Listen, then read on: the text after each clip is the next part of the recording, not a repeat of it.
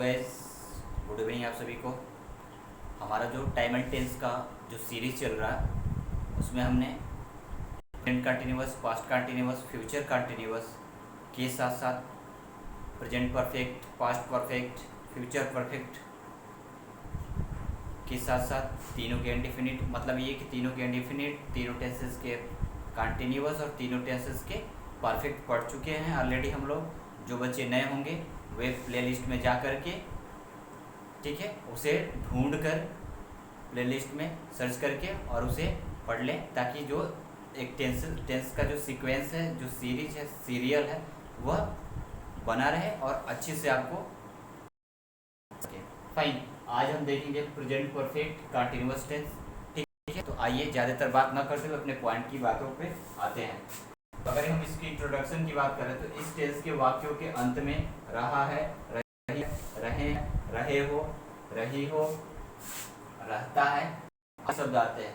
के साथ साथ बाबू इसमें जो होता है समय सूचक, मतलब कि टाइम, जो एक्शन ऑफ टाइम होता है वह भी दिया रहता है। समय सूचक शब्द भी दिए रहते हैं। समय सूचक शब्द का मतलब क्या कि 2 बजे से, 2 घंटे से, 4 दिनों से, 4 बजे से, ठीक है, दोपहर से, शाम से, सुबह से, 4 वर्षों से, 2020 से, 2018 से, ठीक है, 1947 से, 1945 से, ठीक है, 1950 से। तो लाइक दैट जो वर्ड्स होते हैं वो क्या होते हैं, समय सूचक वर्ड्स होते हैं, ठीक है। तो वे भी आपको यहाँ पे दिए रहेंगे। तो अगर हम इसके अफर्मेटिव सेंटेंस की बात करें तो सबसे पहले होगा सब्जेक्ट, फिर सब्जेक्ट के अकॉर्डिंग हैज या have plus been plus verb की फर्स्ट फॉर्म में आईएनजी प्लस ऑब्जेक्ट, फिर प्लस जो टाइम होता है, टाइम सूचक मतलब टाइम इंडिकेटिव जो वर्ड्स हैं, सिंस या फॉर, इनका यूज करेंगे। तो आइए पहले हम जानते हैं कहाँ पे सिंस का यूज करेंगे और कहाँ पे फॉर का यूज करेंगे। तो पहले हम इस बात को समझते हैं ताकि हमें ट्रांसलेशन में कोई प्रॉब्लम ना हो। तो अगर हम सिंस की बात करें तो यूज सिंस का, तो सिंस का जो यूज होता है वह डेफिनेट समय के साथ होता है, अर्थात निश्चित समय के साथ होता है। तो ऐसे कौन कौन से वर्ड्स हैं जिसे हम देख के कह पाएंगे कि हाँ ये डेफिनेट टाइम है, इसके साथ हमें सिंस का यूज करना है। फाइन, तो आइए कुछ बातें हैं जो समझने की कोशिश करते हैं। जैसे मैंने लिखा है यहाँ पे सिंस मंडे। अब सिंस मंडे लिख दिया है मैंने, मतलब कि इससे आप ये समझ पाएंगे कि दिनों के नाम के साथ, मतलब ये कि since Monday, since Tuesday, Wednesday, Thursday, Friday, Saturday, Sunday. Fine, तो दिनों के नाम के साथ हम किसका यूज कर लेंगे, सिंस का। फिर आगे मैंने बात करा है सिंस मॉर्निंग, ठीक है, जो एम होता है या फिर पीएम होता है, ठीक है, उनके साथ भी हम यूज कर लेंगे। फिर सिंस चाइल्डहुड, जो हमारा बचपन होता है उसके साथ। फिर सिंस मिडनाइट, आधी रात जिसको कहते हैं, उसके साथ भी सिंस का यूज करेंगे।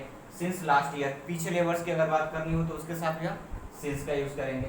सिंस अगर जैसे समय दिया रहा है, अब समय में जैसे घड़ी जो हमारी होती है उसमें समय रहता है, उसको हम 2 सेंस में कहते हैं, एक तो घंटे में कहते हैं, ठीक है, और एक को बजे में कहते हैं, मतलब अर्थात इट मीन्स कि एक को ओ क्लॉक कहते हैं और एक को आवर कहते हैं। तो जब हम ओ क्लॉक की बात करेंगे तो उसके साथ हम सिंस का यूज करेंगे, जैसे since 7 o'clock, since 8 o'clock, since 9 o'clock, since 10 o'clock, since 2 o'clock, since 5 o'clock etcetera. तो इन सभी के साथ हम किसका यूज करेंगे, सिंस का यूज करेंगे। के अलावा सिंस अगर ईयर्स दिया हुआ, जैसे सिंस 1980, सिंस 2012, सिंस 1945, ठीक है, सिंस 1947, सिंस 1940, 1950, ठीक है, जिससे हमारा कॉन्स्टिट्यूशन लाइक में आ गया था, ठीक है, संविधान हमारा जो बना था, ठीक है, 1914 में भी। तो उनके साथ भी हम किसका यूज कर लेंगे, सिंस का यूज कर लेंगे। या फिर सिंस आफ्टरनून, अगर दोपहर की बात करनी है हमें तो फिर उसके साथ भी हम किसका यूज कर लेंगे, सिंस का यूज कर लेंगे, ठीक है, या एक्सेट्रा। आइए अगर हम फार की बात करें तो इसका जो यूज होता है वो अनिश्चित समय के साथ होता है, अर्थात ऐसे समय जिससे जो डिफिनिट नहीं होता है। इनडिफिनिट का मतलब क्या, जो निश्चित नहीं होता है। एक वर्ड देखना, जैसे ये डिफिनिट है, ठीक, तो डिफिनिट का मतलब आप क्या समझते हैं, निश्चित समझते हैं। लेकिन जब हम इसके पहले अगर हम इन यूज कर दिए तो ये क्या शो करने लगा, इसके निगेटिव सेंस को शो करने लगा, जिसका मतलब क्या हो गया, नहीं, अर्थात इंडेफिनिट, अर्थात अनिश्चित। फाइन, आई होप बातें समझ में आ रही होगी आपको, ठीक है। तो आइए कौन कौन से वर्ड हैं जिन्हें हम देख के कहेंगे कि हाँ इस वर्ड के साथ हम फॉर का यूज करेंगे। तो ये रहा आपके सामने कुछ एग्जाम्पल, जैसे for an hour, for an hour का मतलब ये कि कुछ घंटों से, ठीक है। जैसे अगर हम बात करें, यहाँ पे मैंने एग्जांपल में लिखा हुआ है, जैसे for 2 hours, for 3 hours, for 4 hours, for 5 hours, for 6 hours, for 1 hours, for 8 hours, for 10, 11, 12 etcetera, ठीक है, 24, ठीक है। तो इन सभी के साथ मतलब कि जहाँ पे आवर या फिर घंटे की बात आएगी तो उसके साथ हम फॉर का यूज़ करेंगे। के अलावा अगर अगर बात है कई दिनों से, ठीक है, जैसे आपको कहना हो कि वह कई दिनों से भूखा था, ठीक है, या फिर भूखा रहता है, ठीक है। तो उसके साथ अगर हमें यूज़ करना होगा तो किसका यूज़ करना है? For several days. और बाकी जो सेंटेंस बचा उसका प्रॉपर जो अरेंजमेंट होता है उसके अकॉर्डिंग। नाउ फॉर अगर हम डेज की बात करनी हो, जैसे डेज उसमें भी जैसे काउंटिंग में हो तो उनके साथ भी हम किसका यूज़ करेंगे? फॉर का यूज़ करेंगे। जैसे कि for 3 days, 4 days, 5 days, 6 days, 7 days, 8 days, 10 days, 9 days, 29 days, 30 days, 31 days, ठीक है। तो इन सभी के साथ क्या करेंगे? हम फॉर का यूज़ करेंगे। के अलावा अगर हमें काउंटिंग में ईयर्स आते हैं, ठीक, मतलब वर्षों की, अगर काउंटिंग में वर्षों की बात करनी हो, ईयर्स की बात करनी हो तो उनके साथ भी हम किसका यूज़ करेंगे? फॉर का यूज़ करेंगे। जैसे कि मैंने एग्जांपल दिया आपके, लिख रखा मैंने आपके लिए, जैसे 1 hours, 2 hours, 3 hours, sorry 1 years, 2 years, 3 years, 4 years, 5 years, 10 years, 100 years, 1000 years, ठीक है, 1 lakh years, 1 million years, 10 lakh million years. तो इन सभी के साथ हम किसका यूज़ करेंगे बच्चे? फॉर का यूज़ करेंगे। फाइन। तो आई होप आपको अब सिंस और फॉर में कोई डाउट नहीं होगा। मैंने 2 एग्जाम्पल आपके सामने लिखा हुआ, आगे और एग्जाम्पल देखेंगे। तो पहले मैंने 2 एग्जाम्पल्स आपके सामने लिखा हुआ, तो आइए इन एग्जाम्पल्स को समझने की कोशिश करते हैं। किसके साथ सिंस का यूज़ करेंगे और किसके साथ फॉर का यूज़ करेंगे। तो इस बात को इससे समझने की कोशिश करते हैं और फिर और एग्जाम्पल के माध्यम से हम समझने की कोशिश करेंगे। ओके बेटा, नाउ सी हियर। तो वह मैंने लिखा वह 2 घंटे से पढ़ रही है। फिर मैंने इसी सेंटेंस को लिखा वह 2 बजे से पढ़ रही है। अब यहाँ पे देखो बाबू, यहाँ घंटा आया और यहाँ पे बजे आए, ठीक। तो मैंने आपसे कहा कि जब घंटे की बात आए तो उसके साथ किसका यूज़ करेंगे? फॉर का यूज़ करेंगे। और जब बजे की बात आएगी तो उसके साथ सिंस का यूज़ करेंगे। Now okay fine. तो आई होप डाउट नहीं होगा अगर इसे समझ पाए होंगे सिंस और फॉर के यूजेस को। तो आइए ट्रांसलेट करते हैं। वह 2 घंटे से पढ़ रही होगी तो क्या हो जाएगा? She has been reading for 2 hours. Fine. ये आवर्स एच यहाँ पे साइलेंट रहता है। ऑनेस्ट, ऑनेस्टी, ऑनेस्टली, इन सारे वर्ड्स में भी क्या रहता है? एच जो होता है वो साइलेंट रहता है। फाइन। नेक्स्ट वन इज वह 2 बजे से पढ़ रही है। अब यहाँ पे आ गया बजे। बजे को हमने बताया भी आपको, हमने समझा था कि इसके साथ सिंस का यूज करेंगे तो क्या हो जाएगा? She has been reading since 2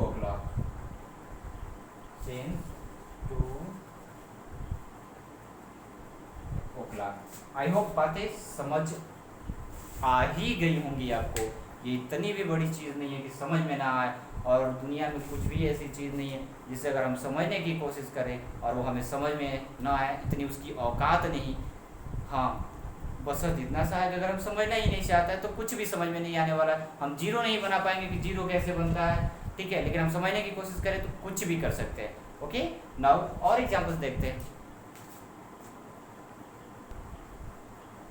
okay, now कुछ और एग्जाम्पल देखते हैं। वह 4 वर्षों से पढ़ा रही है, मैं 2013 से पढ़ा रहा हूँ।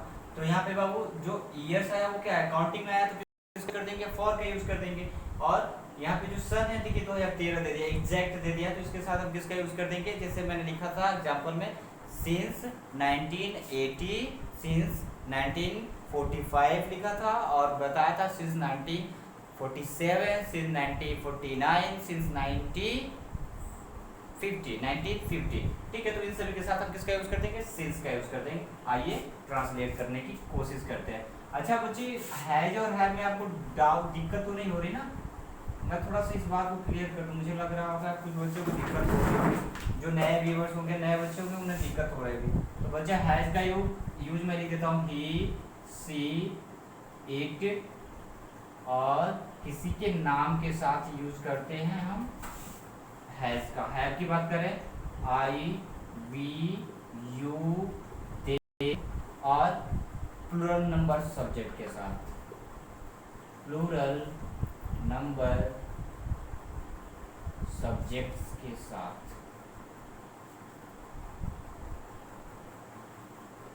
ओके, तो अब तो किसी प्रकार का डाउट नहीं होगा, जो नए होंगे उनको भी। ओके, आइए इनको देखते हैं।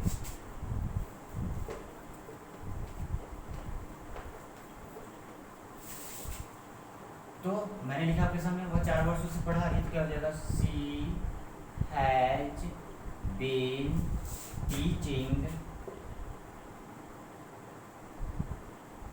She has been teaching for 4 years।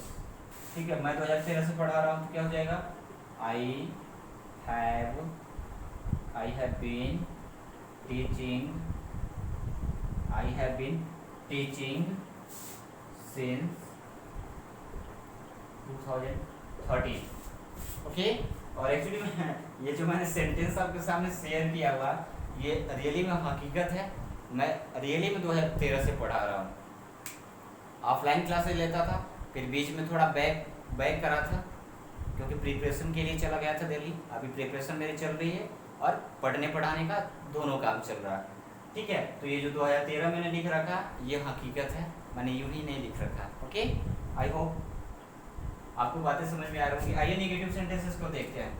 अगर हम निगेटिव सेंटेंसेस की बात करें, तो अगर इसके स्ट्रक्चर की बात करें, तो सबसे पहले हम लिखेंगे सब्जेक्ट, फिर अकॉर्डिंग टू सब्जेक्ट हैज या हैव, प्लस बच्चे लिखेंगे नॉट, फिर लिख देंगे बीन, फिर वर्ब की first form plus ING plus object, और फिर प्लस में सिंस या फॉर ना लिखते हुए वहां पे मैं लिख रहा हूँ टाइम, क्योंकि अफर्मेटिव में मैंने ब्रैकेट में लिखा था टाइम, और टाइम किसको शो कर रहा है, सिंस और फॉर को। I hope you are getting my points. Time. Okay, examples देखते हैं। जैसे मैं इसी बात को कह देता हूँ, वह 4 वर्षों से नहीं पढ़ा रही है। मैं कह दूँ वह 4 वर्षों से नहीं पढ़ा रही है। ठीक है, मैं कह दूं वह 2 दिनों से, कहोगे कि सब फॉरी कर ले रहे हैं सर एग्जाम्पल्स। मैं कह देता हूं वह सोमवार से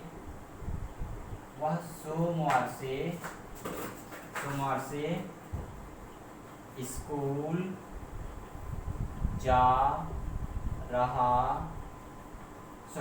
नहीं जा रहा है, स्कूल नहीं जा रहा है। ओके, तो आइए देखते हैं, वो 4 वर्षों से नहीं पढ़ा रही, तो क्या हो जाएगा बच्चों, she has not teaching for 4 years।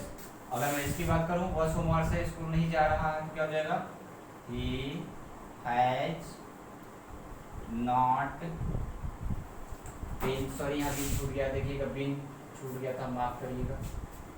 he has not been going to school since Monday।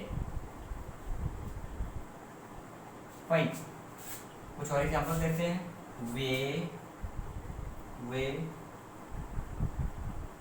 वे जनवरी 2014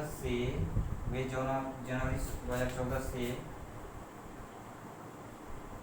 तैयारी कर रहे हैं।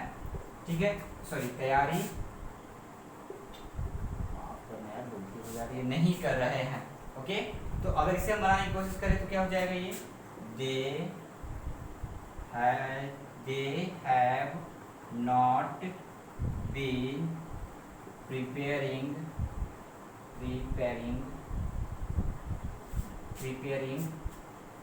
since January since January 2014। Okay, I hope ये बातें आपको समझ में आई होंगी। Okay, take your time please, यहाँ तक देखिए, फिर इंटरोगेटिव सेंटेंस को समझने की कोशिश करते हैं।